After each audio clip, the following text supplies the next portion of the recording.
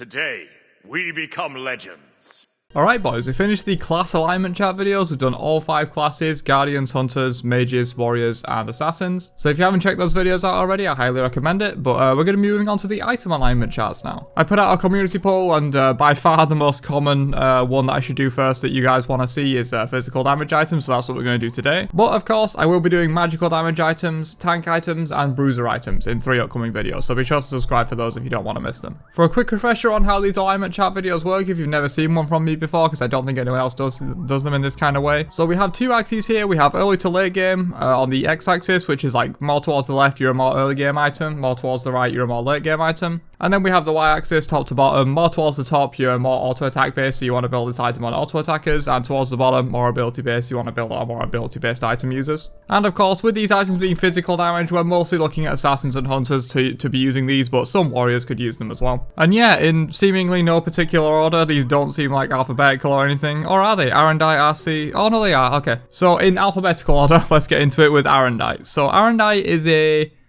mid to late game item, you know, somewhat skewed late game, but more of a mid game item. You build this in like your 4th or 5th slot usually, and in terms of auto attack or ability, it's vast majority ability based. Provides basically no attack speed. You can't even build it on hunters, which is like, yeah, hunters are what mainly use the basic attack items. And it's just like mostly an ability based item anyway, you know, high power, cooldown reduction.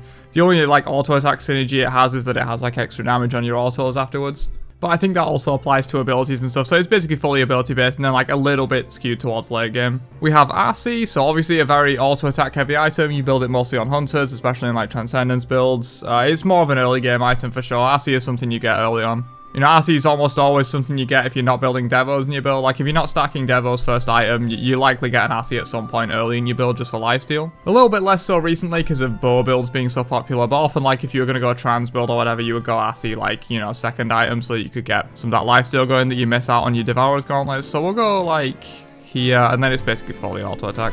Atalanta's bow.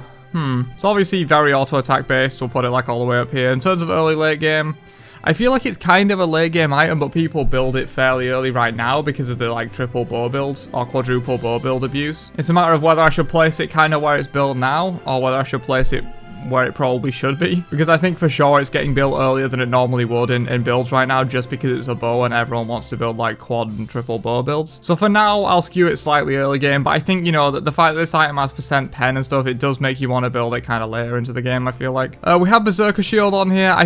I was debating whether to put this one on here, to be honest, because it's also going to be in the bruiser items video, but there may be some overlap. Like, there'll be some bruiser items that also appear in the tank item video and vice versa, so I feel like it's fine to include Berserker Shield on here because it's definitely the most damage heavy of all the shields and like bruiser items and stuff like that.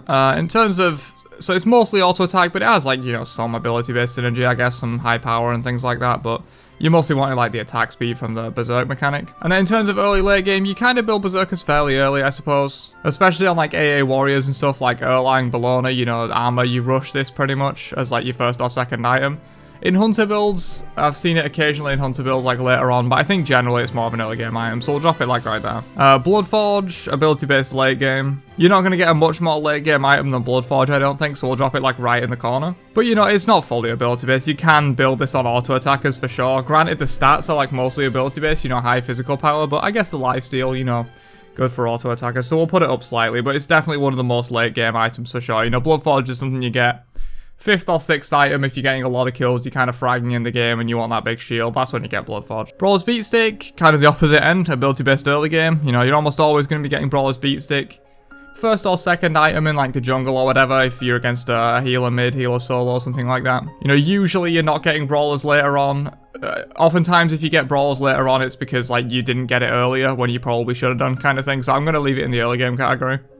And then it's, you know, it's basically purely ability based. It's just pen and ability damage. Deathbringer, so crit by default is like auto attack based for sure. So already we're kind of up in this quadrant because it's definitely late game as well. You know, most crit is going to be late game, but you know, there's going to be kind of a scale, which is why I like these item alignment charts a lot. So Deathbringer is definitely one of the more late game crit items. It's probably on the similar level to Bloodforge in terms of when you buy it, you know, 5th or 6th item. But it's one of the less auto attack based crit items, I guess, compared to stuff like Wind Demon and Poison Star that require you to like crit to proc effects and stuff like that. So we'll drop it like there. And then you know what, let's do all the crit items in one go. I just feel like that's going to be a lot easier to follow. So we'll do Rage. Rage is obviously the earliest of the crit items because you want to buy it fairly early to get the stacks online, so we'll put it like here. You know, it's not going to be like an early game item by any means, but Rage is something you could buy in 3rd or 4th slot comfortably and not feel too bad about it, whereas if you're going 3rd or 4th slot Deathbringer, it's a bit cringe. So like we'll put Rage like there or something. And then in terms of auto attack ability, it's basically the same as Deathbringer, you know, it's just big boy crit chance basically. We have Malice, so the most ability based of the crit items, you know, obviously refreshes your ability cooldowns and stuff like that, so we'll put this one a little further down than these two. In terms of early late, you get it probably a little bit after Rage, but it's usually like 1 slot after Rage or something like that, or in the same slot as Rage. Wind Demon, obviously probably the most auto attack based of the crit items, I would say, because it's gives you attack speed and stuff like that. And then when you build it, probably a similar time to Malice, I would say, so probably something like there, but maybe you build it a bit later than Malice, so maybe there-ish. And it's obviously like the most auto attack of all the crit items. And then we have, yeah, Shadow Steel and Poison Star. So Poison Star, it's a very similar point. You buy this to Wind Demon. Often you buy both in the same build. They work quite well together, you know, both proccing like on hit effects when you crit and stuff like that. You often build them in the same build, or you build one, like, usually like you build the best one of these, I feel like. In a lot of crit builds, you either build both or you just build the best one out of these two. Currently, the best one, I believe, is Wind Demon, but often in the past, it's been Poison Star that you buy. But yeah, they're in a very similar spot. And then we have Shadow Steel Shuriken. Generally, I'm against buying this, but if you want to buy it, I guess you would buy it fairly early because you're going to want the anti-heal. That's the problem with Shadow Steel Shuriken, really. It's a crit item, so you want to buy it late, but it's an anti-heal item, so you want to buy it early. It's a bit cringe. So I guess I'll just put it like here, you know, kind of like in the middle of the crit items there or something. And yeah, that's all the crit done, so let's just move on in alphabetical order now. We have Devourer's Gauntlets. So obviously, very early game, you want to be getting these online as your first item. You know, almost never you want to like buy another item and then buy a stacking item. Like, unless you're thinking like Hide of the Urchin or Gauntlet of Thieves or something like that. But a stacking item that requires minion last hits, you want to be getting as like your first item. So this is probably going to be one of the most early game items for sure. I think all the stacking items on these alignment charts would be like the most early game. And in terms of auto attack ability, I guess it's a little bit down because technically it just gives you a lot of power and like some lifesteal and stuff like that, but obviously with physicals, lifesteal only applies to your auto attack, so we'll put it slightly further down. We have Dominance, so pretty auto attack heavy. You know, obviously the passive only applies to auto attacks, but you know, you do still get some stats like some physical power and some percent pen just like flat, not even applying to only your basics, it applies to everything. So we'll put it a little bit further down, probably slightly further down than Zerg Shield, but not by much. And then early late game, you usually buy Dominance fairly late, right? Do you buy it around the time you'd buy Crit? Maybe slightly before you would buy Crit, but you could also go it slightly after. It's quite a flexible item. I always hate putting like percent pen items super far forward, which is why I was contemplating moving Abo like slightly to the right. It's because it's just like people are building it in the quad bow builds right now, which means you usually get it like 2nd or 3rd item, or at least 4th. But yeah, I'm going to leave Dominance here for now. I really feel bad putting like percent pen items like super early game because it just makes no sense. We have Fail Not. Oh, I should have placed Fail Not with the other crit items, damn. I completely forgot about this one. Clearly just shows that I'm not a hunter player. I'm covering all of the ones, but not the one that can only be built by hunters. So this is like on ultimate ability cast, you get like crit, and you can also give crit to your allies and stuff like that. So I guess since it's on an ultimate ability cast, maybe it's slightly more ability based. Somewhere in between like Rage and Malice, that kind of area. And then in terms of early late game, I feel like this is one of the earlier crit items you can go. You know, you can go this in like 3rd slot and not even feel too bad about it, right? Maybe like 4th slot. It's probably about on the level of Rage then. If we put it like maybe here and move Rage back a bit, that's probably pretty fair, I would say. Golden Blade, so auto attack early. If you're building Golden Blade, you're building it first item, let's be real. It's like a stacking item, you know. There's no point in going to Golden Blade later on in your build. You want to go at first item so you can like power farm with it. If you're not building it first item, there's no point in buying it. It's probably more auto attack based than Devos though, so let's just do something like this. Hasten Katana, usually building it quite early. If you're building Hasten Katana on a character, it's usually because that character is reliant on Hasten Katana. You know, your Bakasuras, your Kallis, that kind of stuff. So usually you're building it quite early because you're relying on it, probably somewhere around here. And then in terms of auto attacks, it comes with some power and things like that, but the passive is mostly auto attacks. It comes with attack speed. We'll put it like about on the level of Abo, I would say. Heartseeker, ability-based late game. Along with Bloodforge, these two are like the big ability-based assassin kind of top-off items. Kind of like your Rod of Tahuti, but for assassins. You know, you get Bloodforge if you're snowballing, getting a lot of kills. You get Heartseeker if you're not. It's just like a good solid late game item for your assassin build. They're about the same. I guess Heartseeker's slightly more ability based, right? So we'll do something like that. Hydra's Lament, very much a kind of mid game ability based item. You know, obviously you might get a little confused if like you're new to the game and new to builds. This item has a passive that triggers on auto attack, so you would think, oh, it must be like an auto attack item, right? But no, it's actually not. This item's for ability based characters that AA cancel a lot. So things like Thor, where you're casting an ability, auto-attacking, casting an ability, auto-attacking. You get a lot of procs off of Hydra's Lament, and since it's based on your physical power, you want high physical power. So yeah, actually, surprisingly, Hydra's Lament, not an auto-attack item. It's slightly more ability-based than, you know, the likes of Heartseeker and stuff, because you do have to auto-attack with it, so we'll put it further up, which is the beauty of alignment charts, really. But yeah, it's definitely going to be in the ability-based category, probably somewhere in, like, the middle of ability-based. And yeah, middle of early-late as well, actually, so we'll put it, like, around there or something. Because generally, like, Hydra's Lament is just, like, a mid-game item. If I'm putting it in the middle here, it's, like, either an item you can build at any point in your build and you don't really mind, or it's an item that you go in, like, the mid-game, so, like, third or fourth slot, maybe. Which, thinking about it, maybe I should move Rage and Fail not back a little bit, because I did mention you could go them in third or fourth slot and not be too unhappy, so we'll spread these crit items out a little bit. There we go. We have Ichival, very early game auto attack based item. Ichival's kind of like Golden Blade in that like it's a very strong early game item. You're buying it in your first or second slot, or you're not buying it really. There's no point in going in Ichival like super late game. Less so than Golden Blade, so we'll put it like slightly further to the right than Golden Blade, but it's a very similar concept, and yeah, it's very auto attack based. You're not buying this on an ability based character. Jotun's Wrath, so fully ability based early game. You're buying this at the same time you're buying Brawler's Beatstick, you know. You can buy Jotuns if you want the cooldown. If they have a healer, you're swapping it out for Brawlers. You're buying it in the exact same slot, so we'll put them both here. And then they're about the same in terms... I guess Jotuns is slightly more ability-based than Brawlers, so if we move Brawlers up slightly, we'll put, like, Jotuns here, I guess. Because Jotuns is slightly more ability-based, you know, it comes with cooldown reduction and stuff like that, which is, like, built-in ability-based synergy. We have Oboe, so similar to Abo and Oboe. Similar to Abo, Atalanta's bow.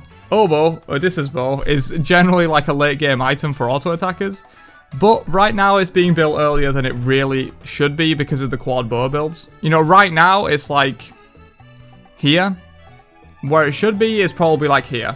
You know, people are building it earlier than they should be because of the auto attack builds right now, which is kind of a decision I have to make. You know, once the bow build meta runs its course, which it obviously will, we're not going to have bow build meta forever. I think the bows are going to get nerfed, most likely Ichival or Silver Branch, and then the bow build's going to fall apart and we'll probably go back to stacking or whatever we were doing before. So, you know, do I want to put this in where it should be for that? But I guess, to be fair, I skewed Atalanta's bow one way. I should do the same for Oboe. So Oboe, you're probably building about a similar place to Atalanta's bow right now, maybe slightly before, so we'll put it like there. And then in terms of ability auto attack, probably on a similar level to Berserker Shield. You know, the passive is actually decent with high physical power because it scales with physical power, the like lightning procs. But obviously no physical power on the item, comes with 40% attack speed. It's still heavily an auto attack based item. Kin size, the late game top off, if you're not building crit generally. You can build both, but it's not a very good idea. Generally you're going kins or you're going crit. They're both like the late game top off items, so it has to be somewhere up here. It's probably like one of the most auto attack based items as well. Like you're just proccing 4% of their max health at every time you hit them. You know, it's the most auto attack based item in the game, really, in a way.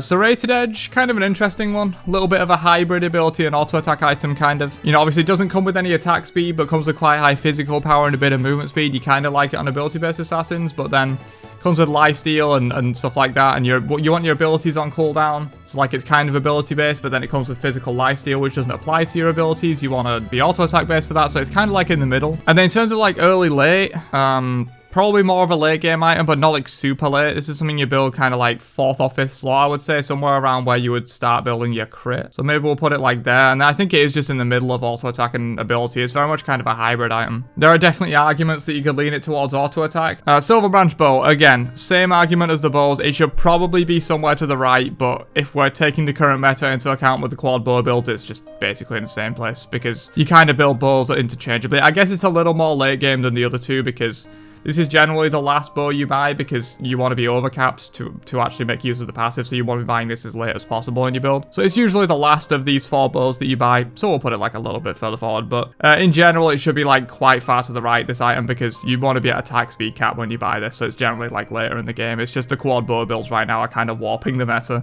We have Soul Eater, so obviously ability based, you know, it gives your abilities like lifesteal, You generally want it fairly early. It's not super early in that, like, you know, Devos and Trans, where, like, you're stacking them kind of, like, right at the start of the game.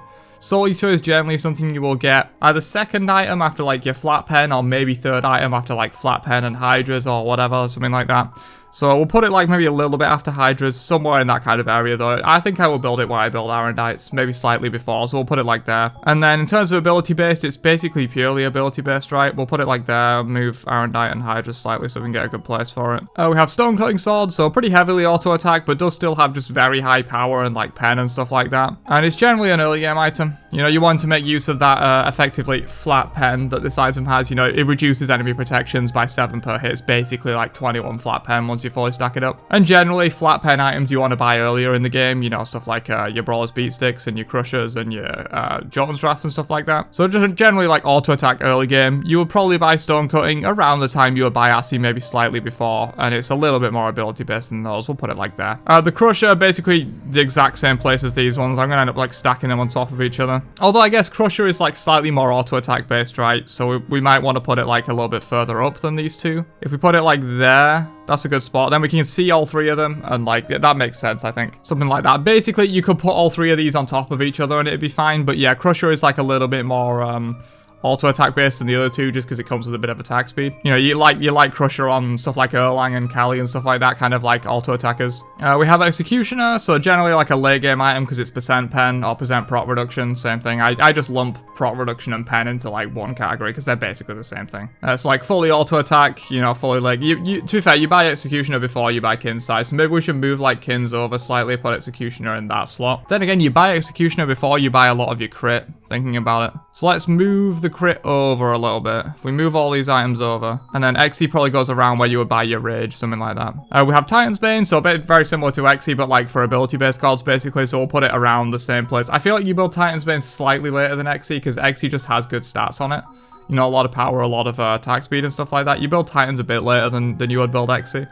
And then it's fully ability based, you know, it's just like pen and then extra pen on your abilities. And finally we have Transcendence, early game, basically where we would place Devourer's Gauntlets but for ability based characters. We'll put Trans slightly up because Trans can see success on slightly more auto attack reliant characters. You know, some hunters, like ability based hunters, they do rely on auto attacks a little bit and they can make use of Trans, but you could also go Trans on your ability based assassins and stuff like that. It's very much an ability based item. And that's the entire chart. So looking at it, we've obviously got a very high concentration of auto attack items and not many ability based items.